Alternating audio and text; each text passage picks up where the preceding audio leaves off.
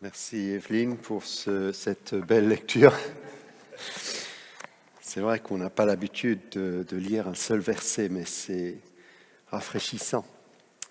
Et nous allons regarder ça quelques minutes. Je vous encourage à garder ouvertes vos Bibles. Donc on était sur la page 22 du Nouveau Testament.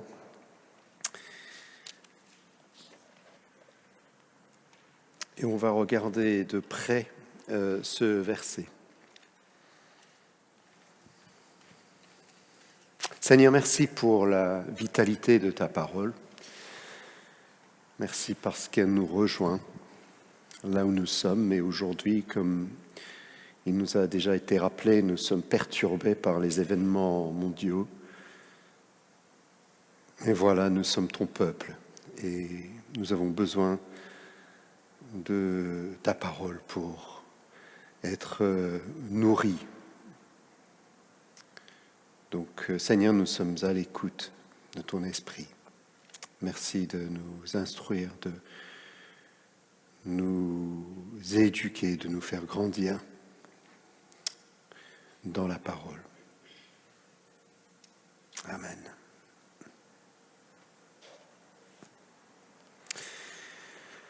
C'est peut-être la plus petite de toutes les paraboles, je ne sais pas. Nous avons déjà vu 2 paraboles dans ce chapitre 13 de Matthieu. Et nous sommes là devant une autre parabole. En fait, il y en a 8 dans ce chapitre. 8 paraboles de Jésus regroupées ensemble. Une parabole au début et une parabole à la fin, qui sont comme une introduction et une conclusion. Et puis 6 paraboles au milieu qui nous donnent chacune un regard sur le royaume des cieux. Et chacune de ces paraboles au milieu démarre de cette façon-ci. Le royaume des cieux ressemble à ceci. Le royaume des cieux ressemble à ceci. Et la semaine dernière, nous avons vu que le royaume des cieux ressemble à ceci. Un homme a semé de bons grains dans son champ. Aujourd'hui, le royaume de Dieu ressemble à ceci. Une femme prend de la levure et la mélange à 25 kilos de farine et toute la pâte lève.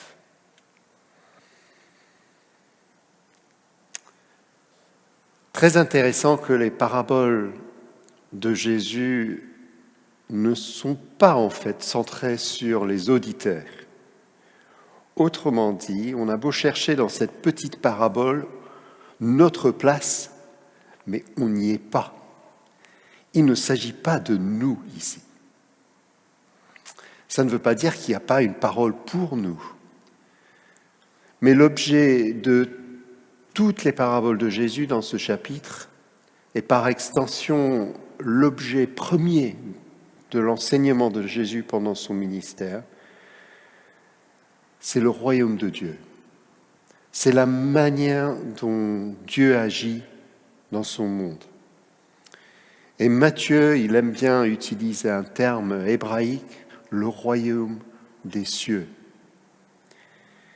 Et voilà le premier moment dans cette petite parabole, le royaume des cieux ressemble à ceci. Il y a beaucoup de manières de penser aujourd'hui à des royaumes. Nous avons entendu parler d'une guerre. Et les guerres sont souvent initiées par des dictateurs ou des dirigeants de royaumes.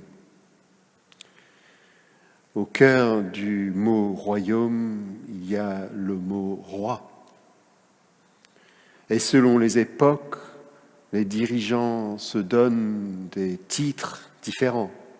À l'époque romaine, c'était César. Aujourd'hui, les rois, peut-être, on en parle peu, mais des politiciens, des responsables des peuples, on en parle beaucoup.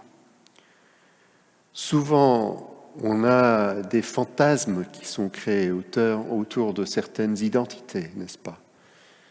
Et au nom de ces fantasmes, on peut faire du bien ou du mal. Il est souvent question de royaume. Et quand on parle de royaume, on parle d'identité, on parle de culture, on parle de racines. Une des raisons pour lesquelles j'aime beaucoup notre Église, c'est qu'elle ne ressemble à peu d'autres, puisqu'on est tellement différents, avec des origines différentes. Mais il y a toujours cette tentation de vouloir tout réduire à un élément qui non seulement unit, ce qui est bien, mais devient raison pour exercer une domination, une force contre. Et à l'époque de Jésus, parler du royaume des cieux avait une tonalité éminemment politique. Parce que forcément, parler d'un royaume, c'était parler d'un pouvoir, c'était parler de prétention, c'était parler d'aspiration, de règles de vie, de manière de vivre. Et pour les Juifs, c'était parler d'espérance. Mais c'était controversé.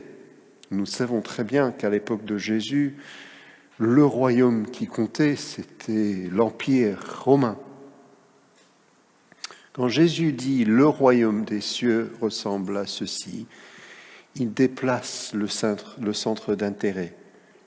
On n'est plus en train de parler de notre petit monde, de nos soucis, de nos préoccupations, mais de tout ce qui touche à la personne de Dieu. Ça ne veut pas dire que nous ne sommes pas entraînés. Au contraire, chaque fois qu'on entend une parabole de Jésus, ça nous touche. Mais ça nous touche précisément parce que les paraboles nous déplacent. Et j'aimerais donc que la première chose que nous voyions ici, c'est qu'au cœur de cette petite parabole, c'est pas nous, c'est le royaume des cieux. C'est une autre réalité. Donc pendant quelques minutes, prenons de la hauteur. Laissons le Seigneur nous donner une image, nous placer ailleurs, avant, après, d'ouvrir à nouveau nos yeux et notre intelligence pour faire le lien avec le réel d'aujourd'hui. Il s'agit donc ici du royaume des cieux. Ensuite, il s'agit d'une femme. Vous voyez ça? Le royaume des cieux ressemble à ceci, une femme. C'est intéressant que si on estime que Jésus, il a probablement raconté des dizaines et des dizaines de paraboles. Un auteur a estimé que dans le Nouveau Testament, dans les évangiles, nous avons 55 paraboles de Jésus. Mais peut-être qu'il y en avait bien plus qui n'ont pas été notées dans les livres saints. Ou bien, il est presque certain que les paraboles racontées par Jésus, il les racontait à plusieurs reprises, à différents moments, à différentes instances, peut-être avec des tournures de phrases ou avec des orientations un petit peu différentes. Quoi qu'il en soit, c'est intéressant de noter que parmi toutes ces paraboles, seules 5 paraboles tournent autour des femmes. Je ne sais pas si vous les connaissez. Nous avons l'histoire des 10 vierges. Nous avons la parabole de la femme qui cherche sa pièce perdue.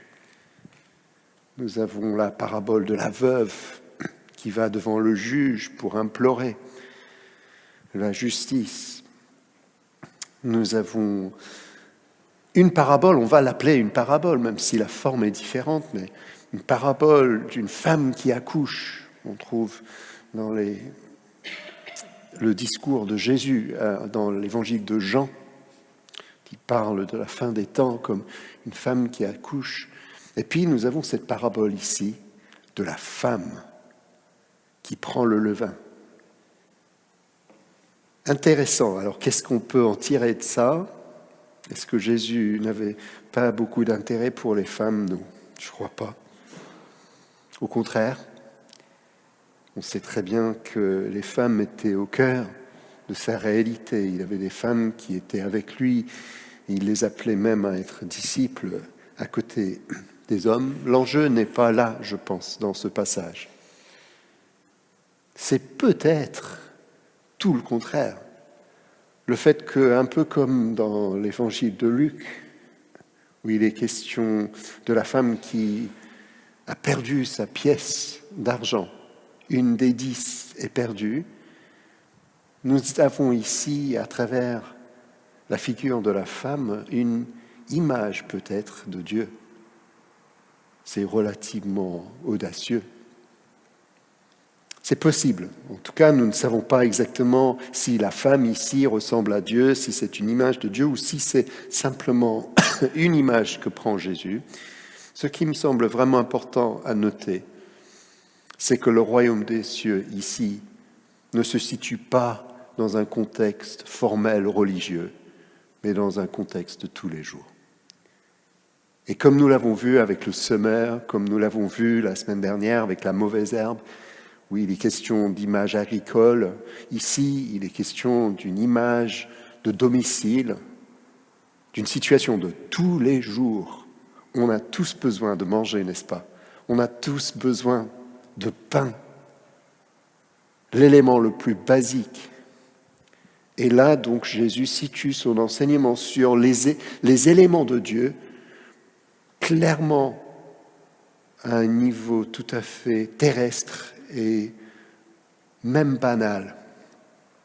C'est étrange parce qu'à l'époque, les pharisiens, quand ils parlaient de Dieu, situaient Dieu dans le temple, derrière tout un ensemble de rites, avec des lois à obéir, alors que Jésus, en parlant de ce domaine où est Dieu, ce domaine où Dieu règne, il parle d'une femme en train de s'occuper d'une tâche tout à fait ménagère et ordinaire. Elle fabrique du pain. Une femme. Mais qu'est-ce qu'elle fait? Eh bien, elle est en train de créer quelque chose. Le royaume des cieux ressemble à ceci. Une femme prend de la levure. Arrêtons-nous donc sur ce deuxième mot. C'est le même mot en grec et en hébreu d'ailleurs. La levure, le levain. Donc il n'y a pas de distinction. Dans certaines traductions, il est question de levain, ici de levure, peu importe. L'important, c'est qu'elle prend, on va dire, du levain et la mélange à la pâte pour créer quelque chose, pour qu'un effet de croissance se produise. La levure. Ce qui est intéressant, c'est que, comme vous le savez sans doute, typiquement dans la Bible, le levain est un élément dont les références sont négatives dans la Bible. Rappelons-nous dans l'histoire du peuple en Égypte, qui sortait de l'Égypte au moment de l'Exode, juste avant la Pâque. En Exode 19, ils reçoivent des instructions. Ils doivent complètement évacuer de leur maison toute forme de levure ou de levain. Il faut qu'ils purifient entièrement leur maison. Et puis pendant une semaine, ils mangent du pain sans levain.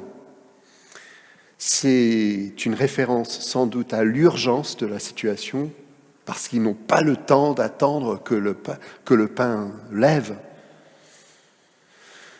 Il faut qu'ils partent. C'est le moment de la Pâque, c'est le moment de l'Exode. Mais c'est aussi et surtout une image de pureté. Le levain représente tout ce qui contamine. Et donc, Jésus même reprend ces images-là dans quelques chapitres dans l'évangile de Matthieu. En Matthieu chapitre 16, il va avertir ses disciples contre le levain des pharisiens. Autrement dit, leur méchanceté, la double vie qu'ils mènent, l'incapacité de tenir parole. C'est une image négative, même dans la bouche de Jésus. Parce que le levain a une force incroyable de contamination. Il est capable de contaminer toute la pâte. Le levain, la levure qui s'infiltre dans la pâte est comme une contagion, comme une maladie contagieuse. Et nous, on en sait quelque chose sur les maladies aujourd'hui. Et quand on pense à ces contagions, quand on pense à ces maladies qui se propagent, la réaction normale, c'est la peur, n'est-ce pas? On veut se protéger. On veut des vaccins. On prend de la distance. Nous, on le sait avec le Covid. Ce n'est pas étonnant alors qu'à l'époque de Jésus, les pharisiens avaient cette attitude par rapport au péché, dont le levain était l'image première. Alors parfois, quand on pense aux pharisiens, on a l'impression que ce sont que des hypocrites ou que des gens qui ne pensaient qu'à l'extérieur. Mais en réalité, à l'époque de Jésus, les pharisiens, c'était un mouvement extrêmement dynamique et populaire parmi le judaïsme. Et leur premier souci, c'était la vraie adoration de Dieu. Comment se donner à Dieu? Comment donner toute sa vie à Dieu? Pas simplement une partie, le sabbat, au moment où on est dans le temple, mais tous les jours. Et ils étaient conscients que le temple n'était qu'à Jérusalem, dans un lieu particulier, inaccessible pour la grande majorité de la population. Comment alors adorer Dieu alors que le temple était loin? Comment traduire cet amour pour Dieu dans la vie de tous les jours? C'était le souci des pharisiens. Et la réponse qu'ils avaient, c'était l'obéissance à la loi. On pouvait aimer Dieu de toute son âme en obéissant à sa loi, en appliquant la loi à tous les domaines de la vie. Du coup, à la loi, la Torah, ils ajoutaient tout un ensemble de règles orales qu'on appelait par la suite la Mishnah. C'était des règles pour permettre aux gens de respecter la loi dans tous les domaines de la vie. Donc leur inspiration, leur désir était bon. Simplement, très vite, ils viennent en confrontation et en opposition à Jésus. Parce que Jésus, lui aussi, veut instruire, veut éduquer, veut aider ses disciples à aimer Dieu de toute leur vie, d'appliquer l'adoration de Dieu à tous les domaines de la vie, mais il y a une différence fondamentale d'approche, parce que les pharisiens le font par peur de contamination, alors que Jésus le fait par conviction de générosité. Les pharisiens vont passer leur temps à définir des lois pour éviter qu'ils soient contaminés par la contagion du péché. Jésus va passer son temps à essayer de contaminer le monde par sa bonté et par l'amour. Il y a un renversement total de logique chez Jésus, même si le désir initial est le même. Et donc ici, nous voyons Jésus, il fait quelque chose de tout à fait radical. Il prend une image négative, qui est l'image clé des pharisiens, pour parler de tout ce qui est négatif, tout ce qui pourrit notre vie, tout ce qui nous menace, et tout ce qui leur donnait dans leur vie religieuse une peur presque. Et il va le retourner complètement et l'utiliser comme une image positive de la dynamique de vie qui caractérise le royaume des cieux. Le royaume des cieux n'est pas menacé par le mal. Le mal est menacé par le bien. Et c'est totalement différent. Voilà la perspective de Jésus dans cette petite parabole qui subvertit les idées reçues en prenant l'image du levain et en le retournant pour en faire quelque chose de positif. Le royaume des cieux ressemble à ceci. Une femme prend de la levure et la mélange à 25 kilos de farine et toute la pâte lève. Nous avons vu la femme, nous avons vu le levain et enfin nous allons voir la pâte. Parce qu'il y a quelque chose de tout à fait magnifique dans cette image de Jésus. On a une femme, elle prend une toute petite part, un tout petit peu de levain, de levure, et elle le place au milieu de la pâte. Le grec, en fait, dit elle le cache au milieu de la pâte. Et puis elle travaille la pâte jusqu'à ce que le levain soit complètement partagé et toute la pâte soit contaminée. Et alors, le levain fait son travail et toute la pâte lève. Il y a un joli jeu de mots là entre le levain et le fait de lever. Mais voilà Jésus qui parle de la dynamique inhérente au royaume de Dieu. On parle du royaume des cieux, du règne de Dieu. On n'est pas en train de parler de quelque chose de passif. On n'est pas non plus en train de parler de quelque chose de relativement petit ou insignifiant. On est en train de parler d'une dynamique qui est en train de transformer le monde. La pâte qui prend des dimensions extraordinaires. Vous avez vu là, il traduit ça, bon, évidemment, Jésus, il ne parlait pas de kilos, hein, donc ils ont pris mais là, 25 kilos de farine, c'est énorme. Hein. Vous imaginez ça? Cette femme en train de préparer pas juste un pain, mais assez de pain pour tout un village. Et le tout à partir d'un peu de levain. Ainsi est le royaume des cieux. Il suffit de peu pour que tout un ensemble soit transformé par Dieu. Il suffit d'une petite action de la part de Dieu dans la vie d'une personne et cela se propage. C'est intéressant parce que Jésus, il parle à ses disciples. Et à ce moment-là, son ministère est relativement modeste. Hein. Il a fait des miracles, etc., mais il est peu connu. Il parle du royaume de Dieu, mais ce n'est pas du tout une menace pour l'Empire romain. Le ministère de Jésus reste modeste. Ça ne va pas chambouler les réalités politiques.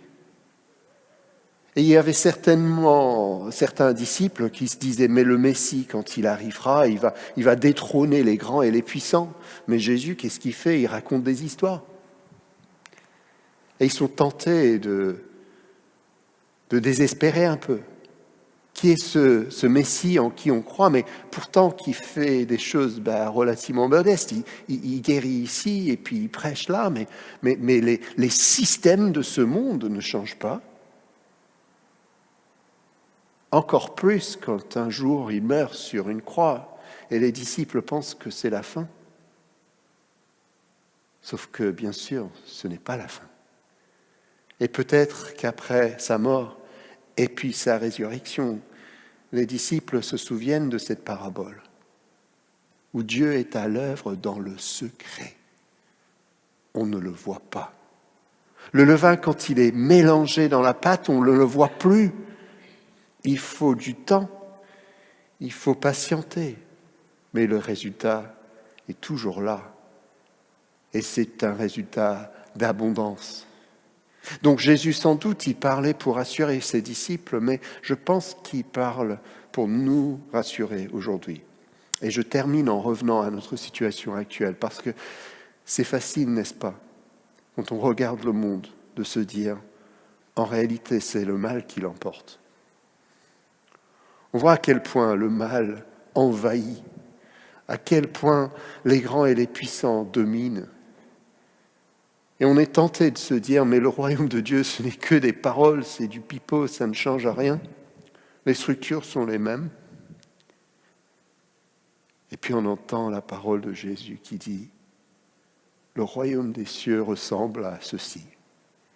Une femme prend de la levure et elle la cache au milieu de la pâte.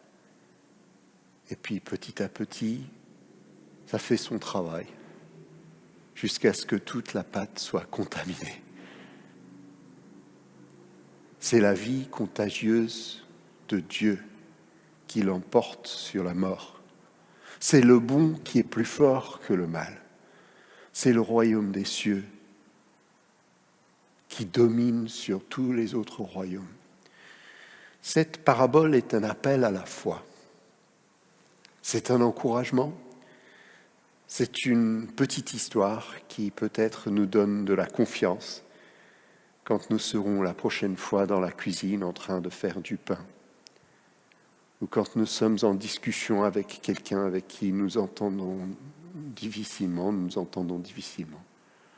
ou bien quand nous nous allumons notre télé ou nous regardons le téléphone et puis de nouveau des mauvaises nouvelles qui nous inquiètent. On revient à Jésus et on lui dit, Seigneur, le levain dans la pâte, donne-moi la foi et puis pousse-moi à la prière parce que c'est toi qui fais lever la pâte. C'est toi qui donne l'abondance. Voilà notre espérance. Voilà ce que le Seigneur veut nous dire ce soir.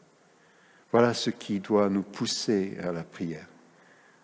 Et voilà pourquoi nous allons, dans un instant, nous nourrir du pain de la communion. Aujourd'hui, nous avons du vrai pain. Du pain qui ressemble à ceci.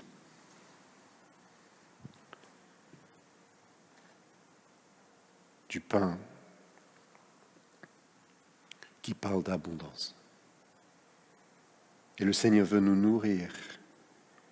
Et en prenant ce pain physique, on se nourrit du pain spirituel. Et on se laisse contaminer par la vie de Dieu. Pour qu'après, à travers nous, la contagion, la vie soit partagée. Pas pour tuer, mais pour vivifier. Pas pour rendre malade, mais pour guérir. Pas pour désespérer, mais pour mettre les hommes et les femmes debout, grâce à l'Évangile, à la parole et à l'Esprit. Amen.